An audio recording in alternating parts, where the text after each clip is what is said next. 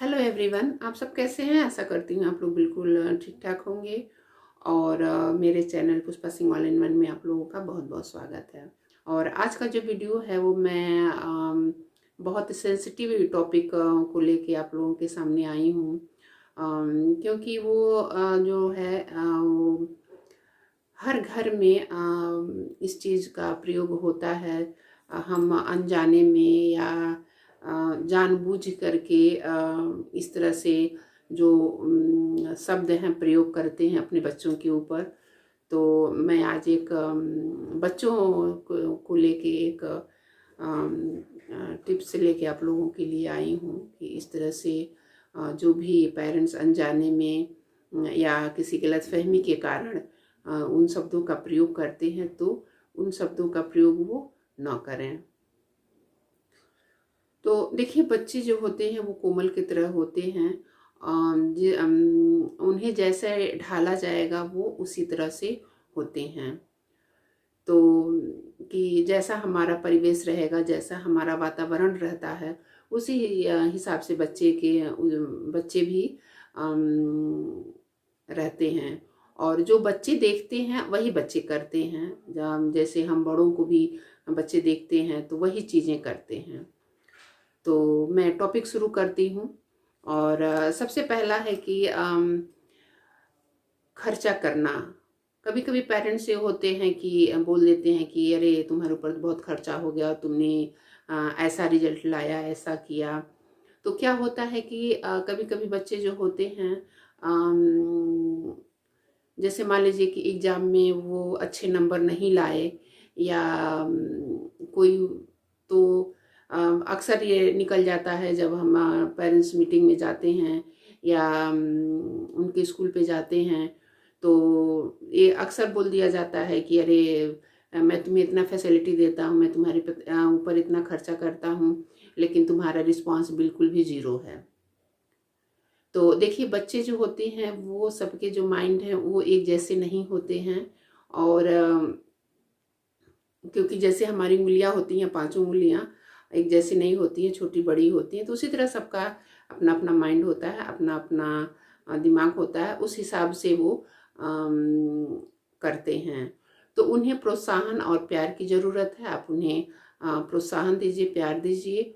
और उनके साथ लगना पड़ेगा। अगर जो बच्चे पढ़ने में वीक हैं या जो भी उनकी जो गतिविधियां हैं वो स्लो हैं, तो उस चीज़ पे आपको ज़्यादा फोकस करना पड़ेगा।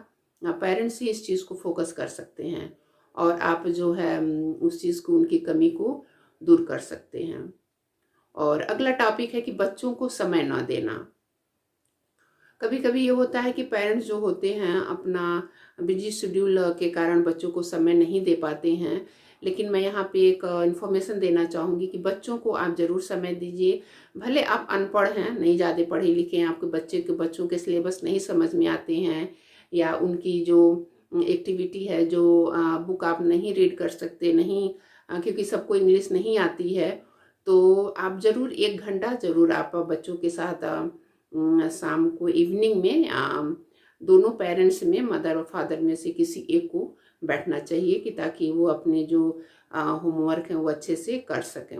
बैठने से ये आपको रिस्पांस मिलेगा कि बच्चों को डर रहेगा कि हाँ, पेरेंट्स हमारे बैठे हैं, कि हम क्या कर रहे हैं क्या नहीं कर रहे हैं। इतना तो पेरेंट्स देख ही सकते हैं जो नहीं पढ़े लिखे हैं, कि हमारा बच्चा क्या कर रहा है, क्या पढ़ रहा है, क्या नहीं पढ़ रहा है। तो इस तरह से आप उनकी केयर कर सकते हैं। और एवरी डे आप उनको आधे से 1 घंटा उनको ज़रूर आप समय दीजिए।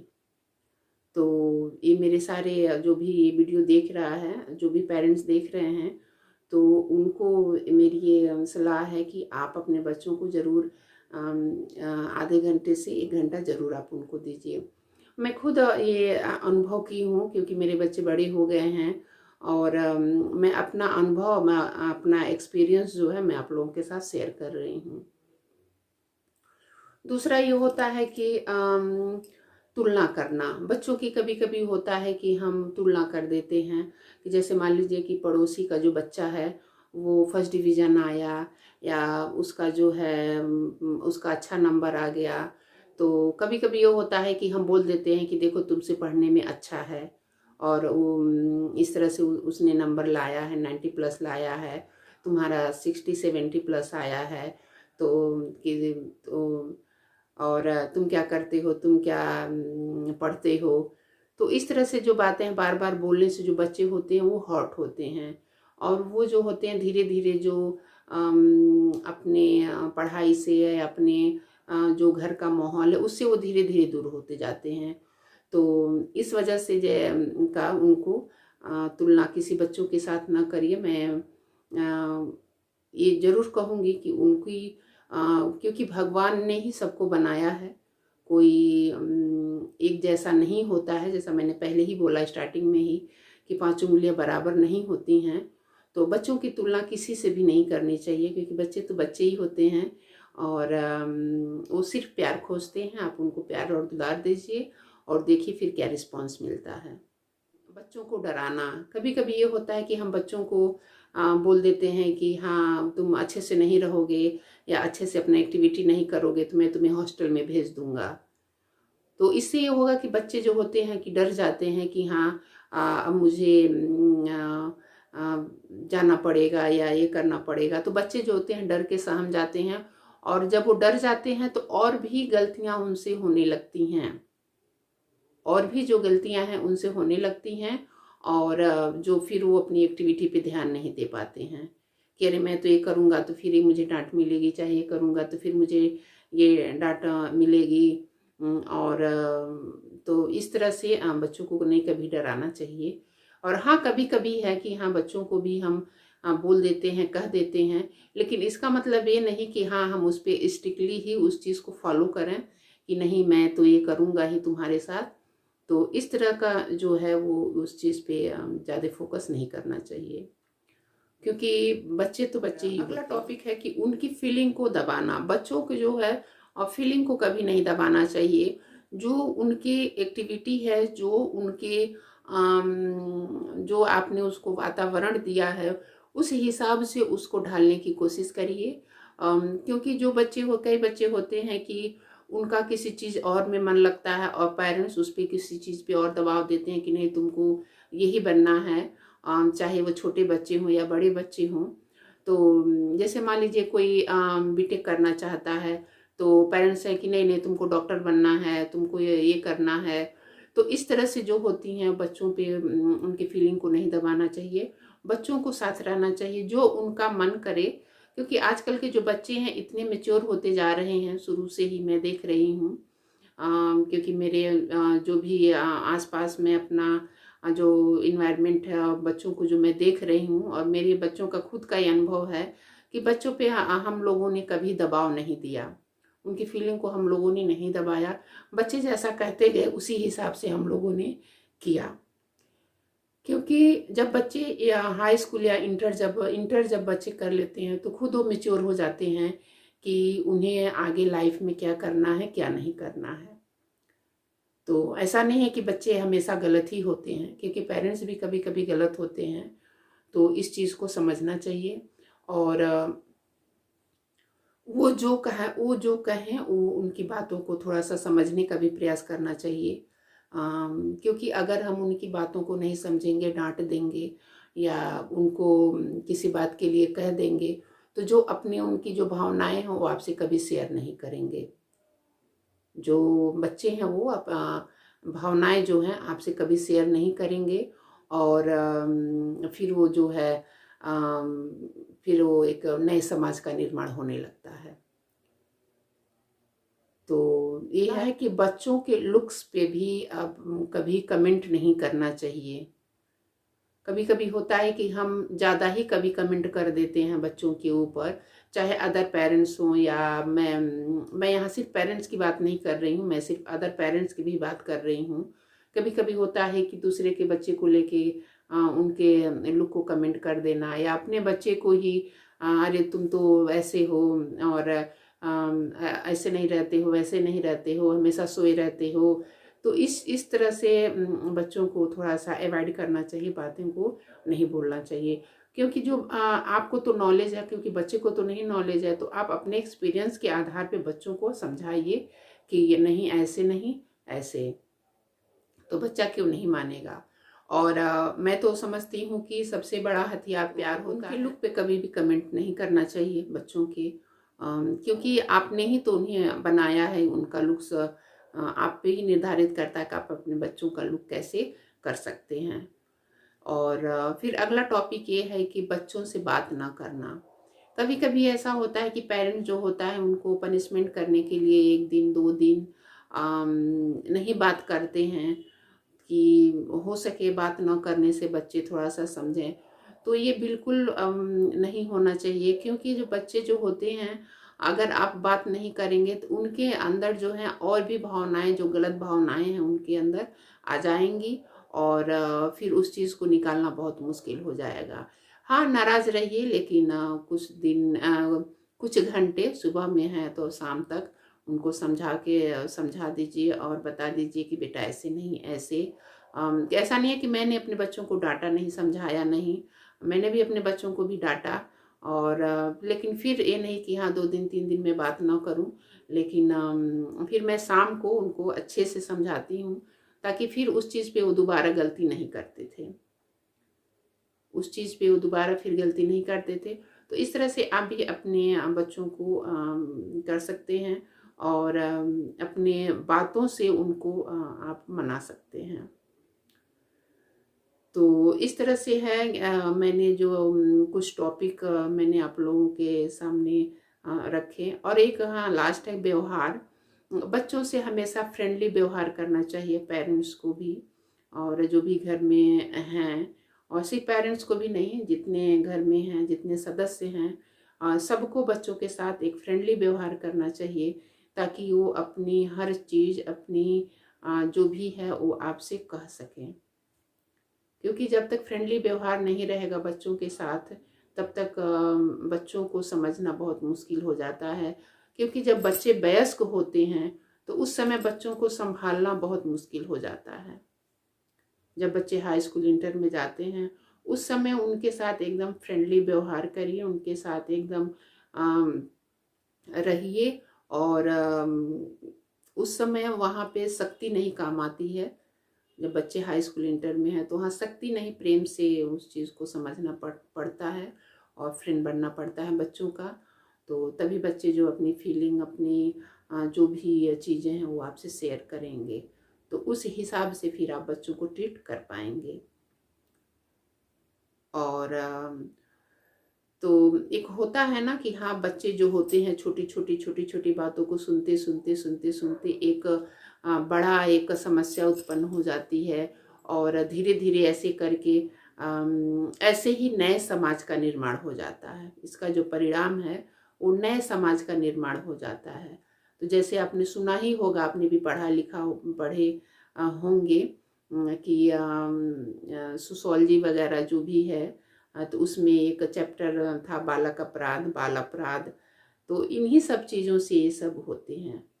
और जो भी जन्म होता है इस चीज़ों का, अब मेरे अपने घर से ही होता है, समाज तो बाद में आता है, लेकिन इस चीज़ पे फोकस हम अपने घर से ही करते हैं, तो समाज तो बाद में फिर आता है। और जो भी चीज़ें होती हैं वो हमारे घर से ही स्टार्ट होती हैं, उसके बाद फिर वो समाज में फैलती है। तो यही है कि बच्चों को आप अपने अच्छे से ट्रीट करिए, बच्चे से उनकी भावनाओं को समझिए, और आगे चल के फिर, क्योंकि वही जो है नया समाज बनेंगे। क्योंकि जो हमारी जो सोसाइटी है वो इस चीज़ पे नहीं फोकस करती है कि उनके घर में क्या हो रहा है, क्या नहीं हो रहा है। लेकिन आपके घर में क्या हो रहा है, सबसे पहले उनको ये ध्यान आता है कि अरे उनके यहाँ तो ये हो रहा है, उनके यहाँ तो हो रहा है। वो अपने घर में नहीं देखते हैं पहले कि उनके घर में क्या हो रहा है। और एक है ना कहावत कि पहले अपना देखिए फिर बाद में देखिए, और हम गुस्से से कह भी देते हैं। तो ये हमारा जो सोसाइटी है, हम कितना भी अगर हम उनको अवेयर कराएं, उनको जागरूक कराएं, लेकिन जो है ये चीज़ हम अपने घर से ही पहले शुरू करें। अपने घर में ही हम जागरूक हों, अपने घर में ही उस चीज़ को फॉलो करें, तब धीरे धीरे जाके फिर समाज में फिर वो चीज़ें होती हैं। समाज क्या है? समाज जो है होता है कि पहले आपको ही देख के फिर वो अपने अंदर उस चीज़ को ग्रहण करते हैं। अगर सामने को देखते हैं कि हाँ, वो ऐसा व्यवहार कर रहे हैं, वो अपने बच्चों के साथ ऐसा फ्रेंडली व्यवहार कर रहे हैं, उनके साथ ऐसा ट्रीट कर रहे हैं, तो वो खुद ये कोशिश करते हैं कि हाँ, हम भी अपने बच्चों के साथ हमें ऐसा रहना चाहिए। अगर वो गलत हैं तब भी उनको ये लगता है कि हाँ, मुझे इस तरह से अपने बच्चों के साथ फ्रेंडली व्यवहार करना चाहिए, अच्छे से रहना चाहिए। तो ये है कि सबसे पहले हमको अपने घर से ही इस चीज़ का स्टार्ट करना होगा। अपने घर में ही अवेयर होना पड़ेगा, तब फिर समाज तो धीरे धीरे अपने आप ही अवेयर हो जाएगा। तो इस तरह के जो वीडियो हैं बहुत सारे यूट्यूबर जो हैं अपने चैनल पे पब्लिश किया है। आप चाहें तो और भी देख सकते हैं, जो भी ये देख रहा है। और तो बस यही छोटा सा एक वीडियो जो मैं आप लोगों के लिए लेके आई हूँ। और ये मेरे मन में बहुत दिन से था कि मैं अपने जो बच्चों का जो अनुभव है मैं आप लोगों के साथ शेयर करूँ, कि मैंने अपने बच्चों के साथ कैसा व्यवहार किया और कैसा उनको शिक्षा दी। तो आज बच्चे मेरे सक्सेसफुल हैं। और तो ये जो अनुभव है मैंने आप लोगों के साथ अपना शेयर किया। कोई भी चीज़ें समझाना थोड़ा सा आसानी हो जाती है। इसलिए मैं जो अपने अब तक के जो मेरे एक्सपीरियंस थे, चाहे जो हाउसवाइफ के हो, चाहे वो बच्चों के पालन पोषण में जो भी रहा हो, तो वही मैं अनुभव आप लोगों के साथ शेयर करती हूँ। और ताकि आप लोग भी उससे कुछ अपना टिप्स ले सकें। तो आई होप आप लोगों को ये वीडियो पसंद आया होगा। और हाँ, अगला कमेंट क्या हो सकता है, अगला टिप्स क्या हो सकता है, अगर आपके पास कोई टिप्स हो तो मेरे कमेंट सेशन में ज़रूर कमेंट करिएगा कि और अपने अनुभव मुझे भी शेयर करिएगा। है कि हम अपने बच्चों को इतना स्वावलंबी बना दें, इतना उनको ताकतवर बना दें पढ़ा लिखा के या ऐसे शिक्षा दे के कि वो अपनी जो लड़ाई है वो खुद लड़ पाएँ और अपने जीवन में वो हमेशा सक्सेसफुल रहें।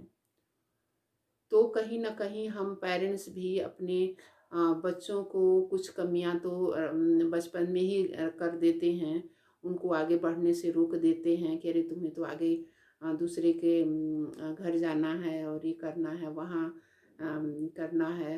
तो ये तो भी गलत ही है, क्योंकि बच्चे तो हमारे ही हैं। अगर हम उनको अच्छी शिक्षा दीक्षा नहीं देंगे, उनको अपने पैर पे नहीं खड़ा करेंगे, तो फिर कौन करेगा।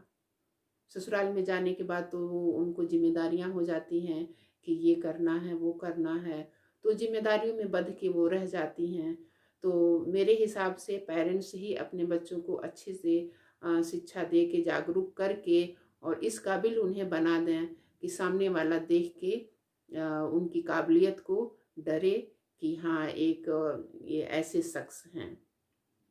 अगर कोई लेडीज़ या कोई चीज़ अगर आईएएस बन जाती है या कोई पीसीएस बन जाती है, कोई डॉक्टर बन जाती है, तो एक कितना गर्व महसूस होता है कि हाँ देखिए, इनको इनके बच्चे कैसे हैं और इस तरह से हैं।